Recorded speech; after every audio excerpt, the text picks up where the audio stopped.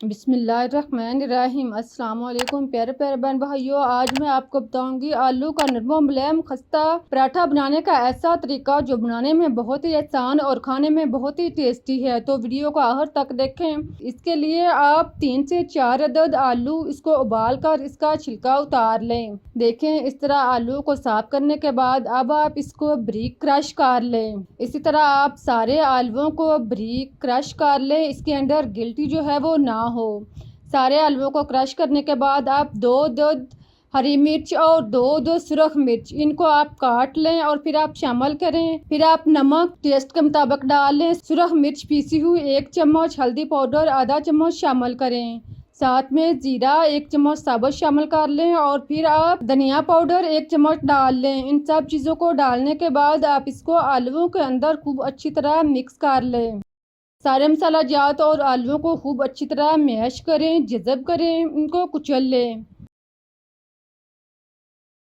जब सारा मसाला आलू के अंदर अच्छी तरह जज़ब हो जाए तो आप इसमें कसूरी मेथी 1 चम्मच शामिल करें और इसको भी मिक्स कर लें। आलू के अमेज़े को तैयार करने के बाद एक साइड पर रखें। अब आप आधा कप मैदा और आधा कप गंदम का आटा एक बाउल में मिक्स कर लें और फिर आप इसमें थोड़ा थोड़ा पानी लगाकर इसको नरम करते जाएं। 3 से 4 दफ़ा आप इसको थोड़ा थोड़ा पानी लगाएं और इसको आप आहिस्ता आहिस्ता नरम कर लें। देखें, इस तरह आप इसका नरम सा मेज़ा बना लें। फिर आप धनिये की टहनियाँ जो हैं वो आप लें, इसके पत्ते कम हो और इसकी टहनियाँ ज़्यादा हो, इसको आप काट लें।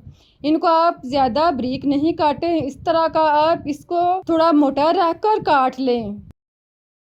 सारा धनिया काटने के बाद इसको आप मिक्स कर लें। फिर आप आलू का अमेज़ा इसके अंदर शामिल करें और इसको आप अच्छी तरह मिक्स कर लें। सारे आलूओं को इसके अंदर शामिल करने के बाद इसको आप अच्छी तरह मिक्स करें। इसको आप पहले चम्मच के साथ इसके अंदर नरम कर लें, इसके अंदर जज़ब कर लें और फिर आप इसको आहिस्ता आहिस्ता मैश करते जाएं और इसके अंदर मिक्स करते जाएं। देखें, आप आहिस्ता आहिस्ता इसको कुचलते जाएं और इसको आप अच्छी तरह मिक्स कर लें। इसी तरह 1-2 मिनट तक इसको आप अच्छी तरह मैश करें ताकि आलू और आटा जो है वो अच्छी तरह जज़ब हो जाए और इस तरह का अमेज़ा जो है वो तैयार हो।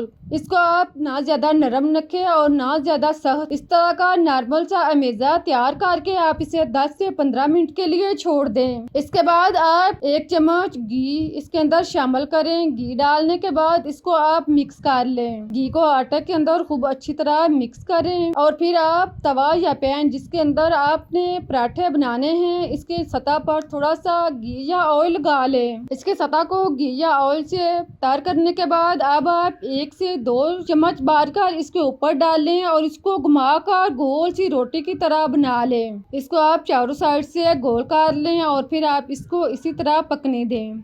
1 से 2 मिनट तक आप इसको पकने दें। जब रोटी ऊपर से अच्छी तरह खुश्क हो जाए तो आप इसके ऊपर ऑयल या घी थोड़ा सा लगा लें और फिर आप इसकी साइड जो है वो चेंज कर दें। इसको आप पहले साइडों से हरकत दे लें और फिर आप पराठे को साइड को अच्छी तरह चेंज कर लें। आहिस्ता एहतियात के साथ साइड चेंज करें कि पराठा जो है वो टूटे नहीं।